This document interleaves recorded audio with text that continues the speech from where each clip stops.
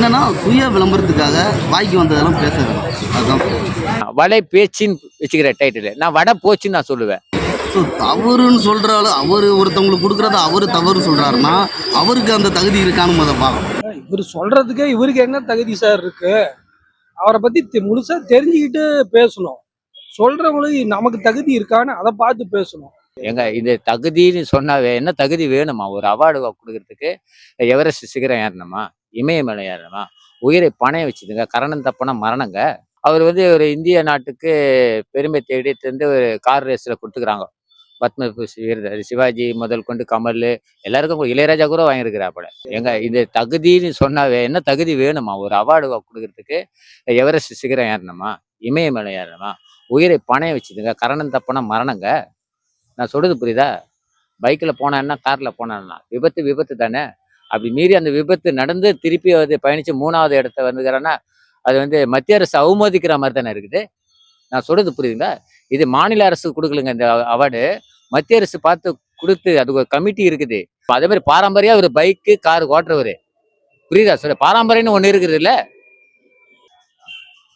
அந்த பாரம்பரியா வரதுனாலதான் மத்திய அரசு தேர்ந்தெடுத்து கொடுக்கறது புரியுதா? அதை அவருக்கு என்ன தகுதி வேணும், என்ன தகுதி வேணும்னு இவரு எதிர்பார்க்கிறாரு. அவரு டிவி சேனல்ல அது யூடியூப் சேனல். நான் பப்ளிக்கா இருந்தா பேசுறேன், ஒரு சாமானியா இருந்தா பேசுறேன். நான் யூடியூப் சேனல்ல எனக்கு தான் ஓபன் பண்ண தெரியும். அவர் என்ன சேனல் வச்சுக்கிறாரு? வடை பேச்சு கிடையாது, இனிமேல் வடை போச்சுன்னு பேச்சு பேரே மாட்டீங்க.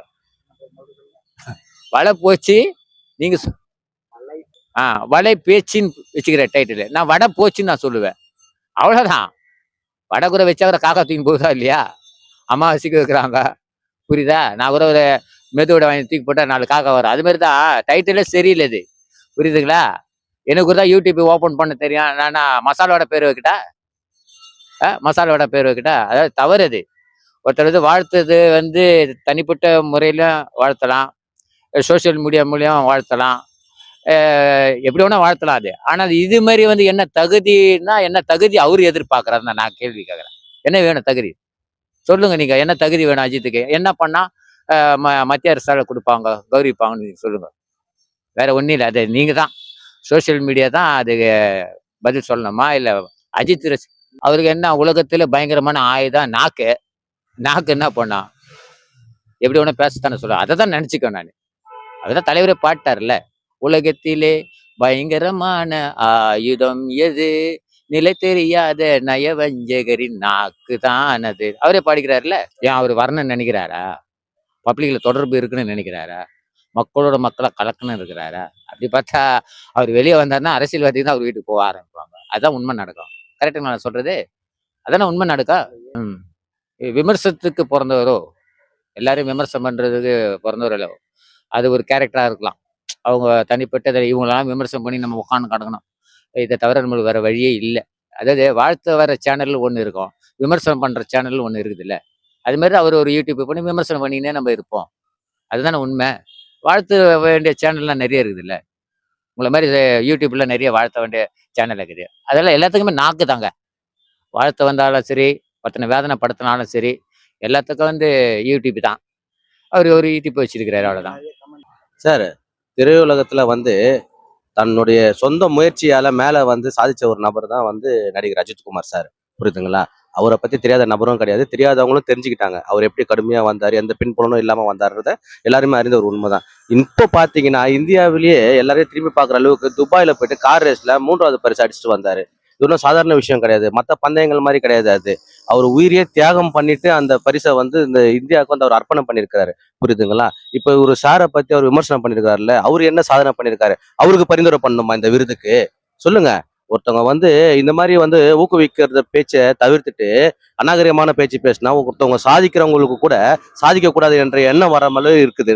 நம்ம தமிழகத்துல பாத்தீங்கன்னாக்கா ஊக்குவிக்கிற ஆட்கள் மிக மிக குறைவு. ஊக்குவிங்க. எந்த விஷயத்துக்காக ஊக்குவிக்கிறீங்க? தெரிஞ்ச விஷயத்துக்கு தானே ஊக்குவிக்கிறீங்க. அது திரையிலையும் சரி, திரையுலகத்திலையும் சரி, ஸ்போர்ட்ஸ்லயும் சரி, ஒரு ஜாம்போனா விளங்கக்கூடிய நபருக்கு கொடுத்துருக்காங்க. நம்ம பாராட்டப்பட்டி மார் தட்டி சொல்லிக்கக்கூடிய ஒரு விஷயம் சரி. இதை போய் ஒருத்தவங்க கண்டிக்கிறாங்க, இல்லை அநாகரிகமா சொல்றாங்கன்னா இதெல்லாம் ஏற்புடையது கிடையாது. அவர் சொன்னது மிகவும் நான் வன்மையா கண்டிக்கிறேன். அஜித் சார் என்றுமே தமிழகத்துக்கும் சரி, இந்தியாவுக்கும் சரி ஒரு நல்ல பேர் வாங்கி கொடுத்த ஒரு தலைவன் சார்.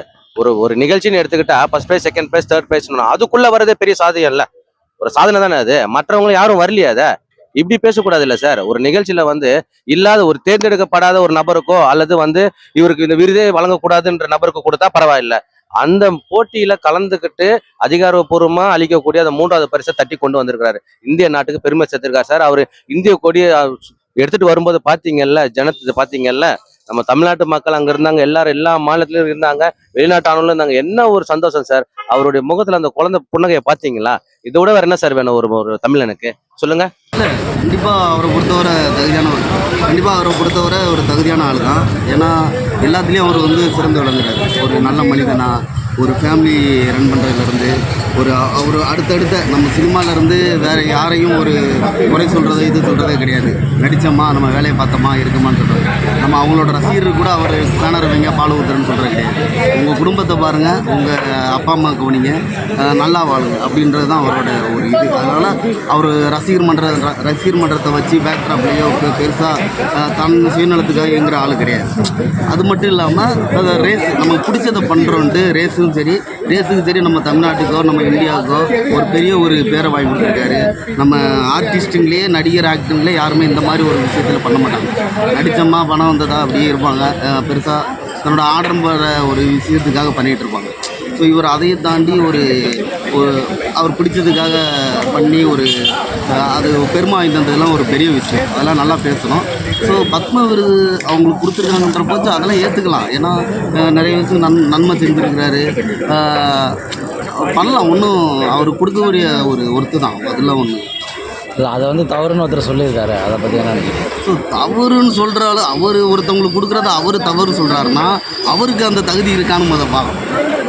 ஏன்னா இப்போ ஒருத்தவங்களுக்கு ஒரு விருது கொடுக்குறாங்களாம், அவங்கள பற்றி அனலைஸ் பண்ணி அவங்களோட ஹிஸ்ட்ரி என்ன, அவங்க என்ன பண்ணுறாங்க, ஏது பண்ணுறாங்கன்னு ஒரு அனலைஸ் பண்ணாமல் யாரும் எந்த ஒரு அவார்டாக இருந்தாலும் கொடுக்க மாட்டாங்க. ஸோ அது நல்லபடியாக ஒரு இடத்துக்கு சேர வேண்டிய இடத்துக்கு ஒருத்தருக்கு சேர்ந்துருக்கு தான். அது வந்து குறையில. அது தவறு சொல்கிற அளவு யாருக்கும் தகுதின்னு ஒன்று கிடையாது.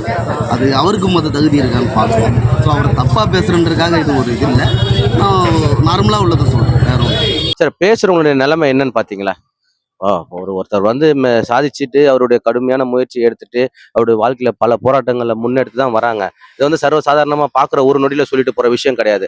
அது போன்ற சம்பவங்களை சொல்றவங்க எடுக்கிறாங்களா, எடுக்க முடியுமா அப்படின்றதான் மிகப்பெரிய கேள்வி. அந்த மாதிரி நீங்க ஒரு முயற்சி எடுத்து பண்ணி பாருங்க, அதனுடைய கஷ்டம் என்னன்றது தெரியும். இதுதான் நான் வந்து தெரிவிக்கிறேன். கான்ட்ரவர்சியா இல்ல சார், அவங்க குடும்பத்துல பாக்குறவங்களுக்கே அதே தெரிய வேணாமா? இப்படி ஒரு விமர்சனத்தை முன் வைக்கலாமா? சொல்லுங்க. இது வந்து ஒரு சாதனை பண்ணியிருக்காங்கன்னா அதை கண்டிப்பா பாராட்டணும். சரிங்களா? பாராட்டாம இல்லைன்னா கூட, அதாவது உதவி செய், உபத்திரவம் செய்யாத, இதுதான் விஷயம். சரிங்களா? நீ ஒன்றும் பாராட்டாம கூட இருந்துரு, ஆனா தப்பா பாராட்டாத, தப்பான விஷயத்த சமூக வலைதளங்கள பரப்பாத அப்படின்றதான் சார் என்னோட கருத்து. ஸோ அது மட்டும் இல்லாமல் நம்ம சினிமா வட்டாரங்களே இருக்கிற நம்ம எத்தனையோ நடிகர் இருக்காங்க, பெரிய நடிகர் இருக்காங்க. ஆனால் அஜித் சார் வந்து அந்த விஷயத்தில் வந்து தன் குடும்ப இதில் வந்து எந்த ஒரு அரசியல் புரசலான ஒரு சர்ச்சையெல்லாம் கிடையாது. எத்தனையோ பேர் வந்து கல்யாணம் பண்ணுறாங்க, 4-5 மாதத்தில் டைவர்ஸு, அது இதுன்னு பஞ்சாயத்து, அது இதுன்னு எத்தனையோ ட்ராப் ஆகி போயிருக்கு. ஸோ என்னதான் ஹீரோவாக இருப்பாங்க, கல்யாணம் பண்ணுவாங்க, அதுக்கப்புறம் லவ் பண்ணி தாங்க, இத்தனைக்கும் லவ் பண்ணி தான் கல்யாணம் பண்ணியிருப்பாங்க. இந்த கல்யாணம் ஆனதுக்கப்புறம் ஒரு இஷ்யூவில் 4-5 மாதத்தில் அது வந்து ட்ராப் ஆகி டைவர்ஸு, அது இதுன்னு பயங்கர பிரச்சனை. இவரை பொறுத்தவரை ஜென்யூனாக கல்யாணம் பண்ணார். அதை வச்சு நல்லா ஒரு குடும்பத்தினாவும் வாழ்கிறாரு. ஒரு 4-5 அதாவது சினிமா வட்டாரத்துக்கு, சினிமா நடிகர்களுக்கு ஒரு உதாரணமாக இருக்கிறார்.